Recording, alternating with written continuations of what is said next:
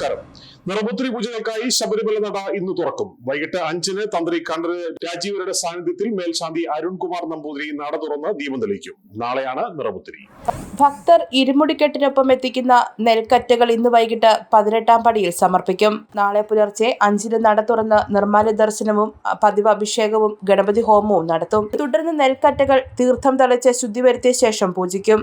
നിറപുത്തരിക്കായുള്ള നെൽക്കതിരുകളുമായി ഘോഷയാത്ര ഇന്ന് പുലർച്ചെ 4:30-ന് അച്ചൻകോവിൽ ശ്രീധർമ്മശാസ്താ ക്ഷേത്രത്തിൽ നിന്ന് പുറപ്പെട്ടു. നിറപുത്തരി പൂജകൾ പൂർത്തിയാക്കി നാളെ രാത്രി 10 മണിക്ക് നടയടയ്ക്കും. News bureau, Pathanamthitta.